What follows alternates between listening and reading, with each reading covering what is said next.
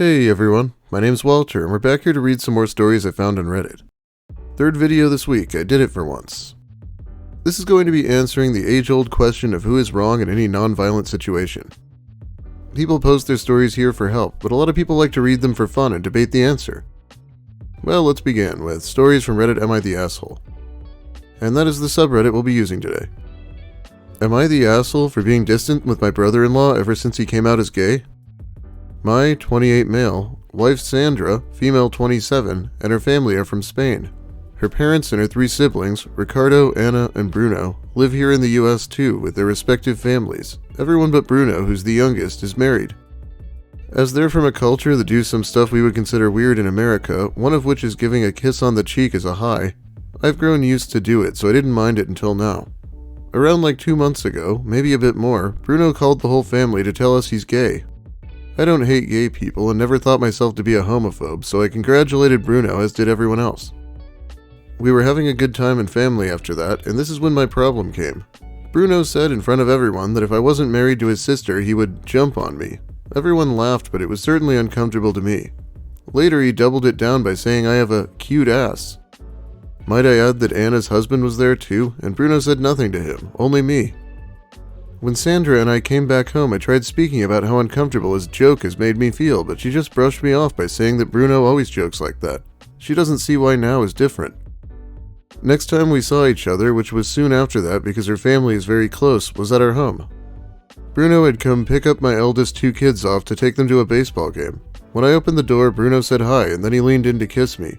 I realized now that he kissed me close to my lips rather than my cheek. After that, wherever we saw each other, I kinda just pretended to be sick or be busy so I could just shake his hand as a hi. Apparently, Bruno had noticed this because yesterday my wife came up to me and asked if Bruno had done something to make me angry at him. She told me Bruno has seen me off every time he's near and wants to know if he should apologize for something. I told her the same thing I had told her before, plus the kiss thing. She told me I'm exaggerating, Bruno was just joking and such. I've tried telling her that it feels very weird that your brother-in-law, keyword brother, would tell me he likes me and would pursue a relationship with me if I wasn't already family. I've tried saying that I can't talk to Bruno about this, but she told me not to do it. She told me that if my reasons to not give him a kiss are because I'm homophobic, then she'll make up a lie for Bruno. She also told me she's very disappointed. Am I wrong here? God, this isn't really about him being gay, is it? These people are acting like that gives them the right to creep on people, and if they don't like it, they get called homophobic. It's completely ridiculous. Not the asshole. If you were female, it would be totally unacceptable to talk about your ass and jumping on you. Just because you're a dude doesn't mean sexual harassment is okay. Not the asshole, and I would change the way you frame it. You started distancing yourself from Bruno once he started making unwanted sexual advances toward you. Don't let anyone tell you otherwise. I'm also really glad I don't live somewhere where people expect me to kiss them. Oh, here's another infuriating wedding one. Am I the asshole for telling my sister her 4 kids are her +1? I'm 30 male, in the midst of planning a wedding and deciding everything regarding the guest list. We have a hard cap of people allowed given the venue's small size. We can only have 105 people. Anything after that would not be allowed due to fire codes and venue policy. I have an older sister, Mia, whose life is a bit of a mess right now. She and her latest partner and dad of one of her kids broke up in the last 6 months. She has 4 kids and they are all living at my parents' house for the time being. We opted not to have a child-free wedding after there being so much drama about it, so Mia's 4 kids between 4 and 11 will be at our wedding. She recently got her invite that stated her name and her 4 kids' names. She then called me and said, I assume as an adult I also get a +1. We told her no, she's not in a serious relationship and she and her kids are already about 5% of our total guest list. Our caterer also doesn't charge less for kids, so we're paying about $400 for those 4 kids to be there. We don't want to pay another $100 for some random that she'd bring. She's not dating anyone, but said she could easily find a date or bring a friend to have someone to dance with. We told her she has 4 kids there. That should be enough instead of having a +1. My dad is on my side and is tired of her taking up their house. My mom is a little more sympathetic and saying I should allow her to have a +1 because that's what you do for adults. Spending $600 on just my sister, her kids, and a date when she's not seeing anyone seriously just seems ridiculous to me though. She is pretty ticked off though. Am I being the asshole here? My god, I feel like the date isn't exactly the issue. Why are they bringing a 4-year-old and getting charged $100 for the catering? It's worth bringing like one of those kids maybe. $500 is kind of a lot of money. Not the asshole. It's your wedding and your money. If she wants to bring a +1, then let her pay the $100 it's going to be to feed that person. If your mom is all for it, then she can pay for your sister to have a +1. She's broke and I'm not expecting to even get a gift from her. She didn't get a gift from my other sibling last year because money was too tight. I honestly don't care about the gift thing, but I'm already paying roughly $500 for her and her family. An extra $100 just seems unreasonable given she already is bringing 4 extra guests. My partner and I are paying for the entire wedding ourselves. I think she's also the reason why they couldn't have a child-free wedding in the first place, so pretty demanding in general. Yes, because otherwise she's going to be out on the dance floor with her date, expecting that everyone else is keeping an eye on all 4 of her kids as they get into who knows what. Oh, this next one is one of those feel-good stories where the villain gets owned. Am I the asshole for laughing at my estranged late father's wife when she realized my grandparents gave everything to me? So my father was not my bio father. He and my mom were together from the time I was 6 months old until I was 7. They had my little sister together and divorced after she died. He stayed in my life and swore to me I was still as much his son and he would always be there for me. I loved him and thought the world of him, so I was really glad to hear that. I had no other father figure, really. Well, except for my grandfather, his father. My mom became really unstable after my sister died, and I ended up being raised by my father. When I was 15, he met his wife, Nat, and she had a 3-year-old daughter and a 2-year-old son. Nat didn't like me. She knew I wasn't his kid by blood, and she disliked how much my grandparents adored me. She'd always bring up my not being his real kid. She undermined our relationship so many times. Examples. 1. She referred to my dad as a childless parent because my sister died and would say how tragic it would be to lose your only child. 2. When my grandmother would say how like my dad I was, Nat would interject with how impossible that was because I was not his biological child. One time it resulted in my grandparents kicking her out of the house. 3. My father was taking me out to celebrate my 17th birthday and she complained that he was going to leave her kids behind. She said he should not be treating them as less than. Told him that they were watching us leave them out and would feel like he didn't love them. She also said she would not be okay with him treating me like the only kid in the house because I was so much bigger and almost grown. 4. She tried to find out info on my biological father. I became estranged from my father because of all this. He stayed married to her despite all that she did. He even let her say crap to my grandparents about buying me gifts and how that should be spent on younger kids, not an almost adult. My grandparents fought back that I was their grandson. My father sided with Nat. We remained estranged until his death last year. That's when my grandparents went through the legal process to evict Nat and her kids. They owned the house and owned a lot of stuff my father used. They never charged him rent or anything, but wanted me to get everything. Nat was shocked that they would do that. She expected they would let her get the house and other stuff they had given Dad. She asked about her kids, and they said they had not seen those kids in years, so they would not be giving them anything. Nat confronted me over it, and I laughed at her anger at me over it. She said I was nothing and got everything, and how I should be sharing or leaving it to her kids who lost the only father they ever had. I just kept laughing and walked away from her. She showed up where I worked. She told me I was an asshole, and a friend of my father's heard about it and told me I should have just walked away and not laughed. He said at the end of the day her kids were Dad's kids too, and to think about them and how much this must suck for them at least. Am I the asshole? I think it's an appropriate time to laugh. Maybe not about her kids, but her. It's a crying shame. She came from a family where they were treating a stepkid as their own, and she managed to be so jealous she ruined that opportunity for her own kids.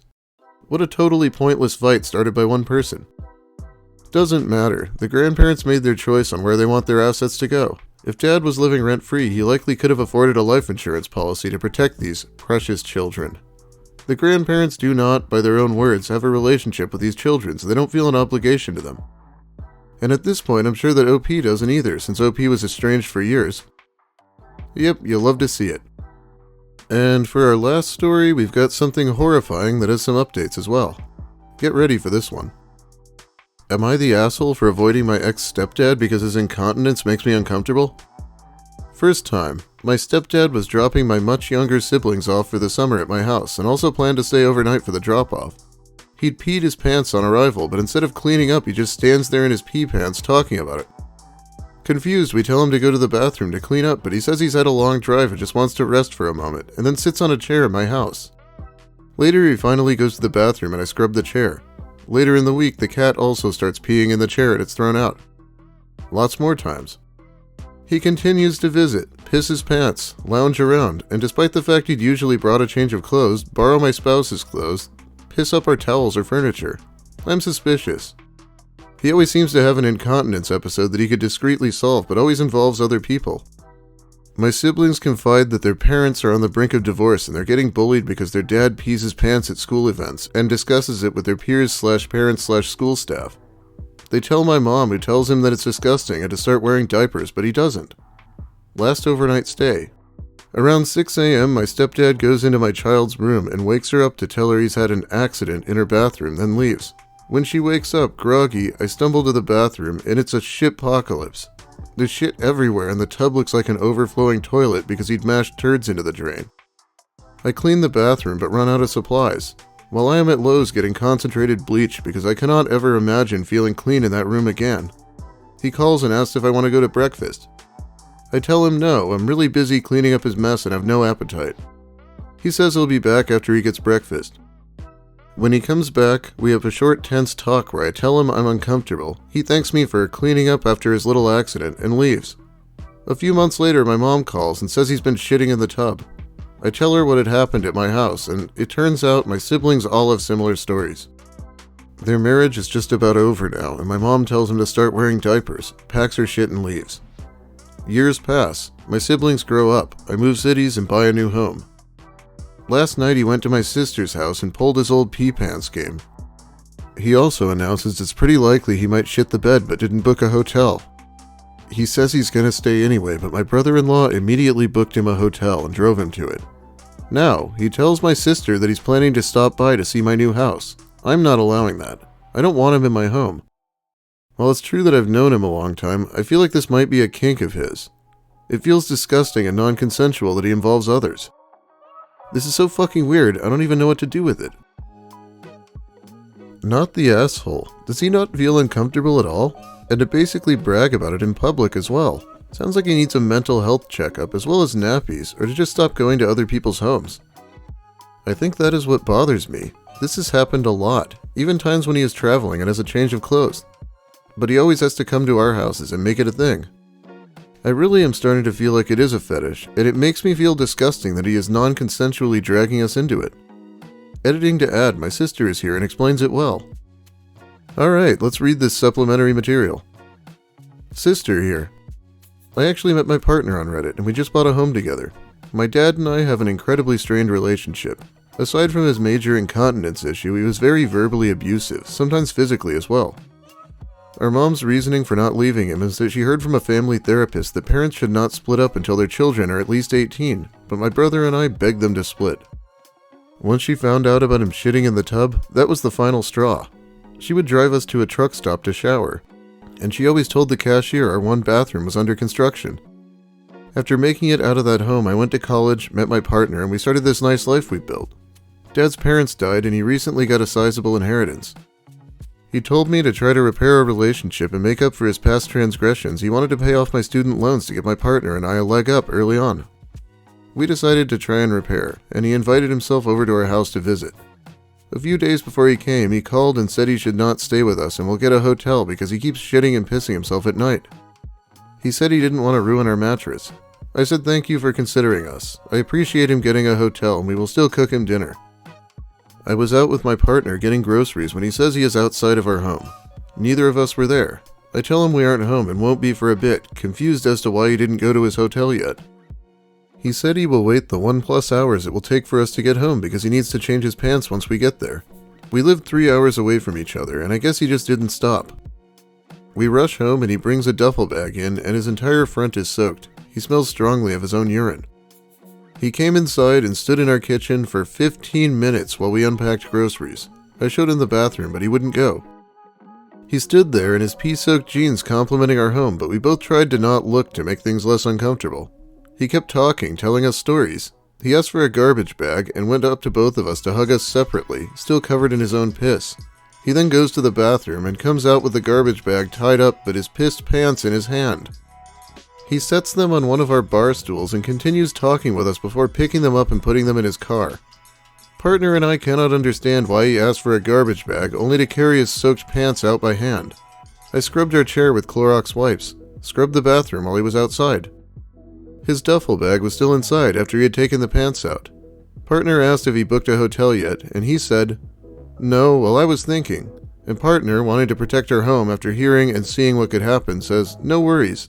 I have a hotel rewards program and can get you a nice one down the road." He books it immediately. The evening continued to be uncomfortable. We drove him to the hotel, checked him in, and came home and cried. I was so angry because this behavior has been going on for over a decade now. Partner tried to calm me down. $300+ spent to try to save our sanity and the cleanliness of our home, but was well worth it. I just can't understand why he called and said he'd need to book a hotel and showed up without doing so. He arrives the next morning. We find out through a phone call, "I'm at your house," so we frantically get ready to cook him breakfast. The first thing he says to us is, "I didn't even wet the bed." No hello, not thank you for having me. On his way out, he asked if my sister, OP, was busy, and I made some excuse that she was incredibly busy and this would be a bad weekend to stop by. She protected me from his bullshit growing up so often. I don't want to inflict his presence on her. P.S. He has been talking about paying off my student loans for months, and there is nothing to show for it. Wow, you really have to feel for these people. Everyone on Reddit seems to agree that it's some sort of sick fetish. I don't have much to say at this point about this madness, so you should let me know how you feel about it in the comments, even if you just feel queasy. But that is about all the time I have for you today. Thanks for watching, everyone. If you liked the video, please give it a like. If you have something to say about the stories or about my content in general, please let me hear it in the comments, because I will be reading them. If you're new here, consider subscribing. I think I'm finally gaining a few subscribers again, so that's good. And big thanks also to my amazing patrons. I'll be shouting them out by name very soon here. They give me money every month so I can keep putting out this content. Hopefully. Well, have a great day, everyone, and he's not paying your loans. He just wants an audience. Don't let him in again.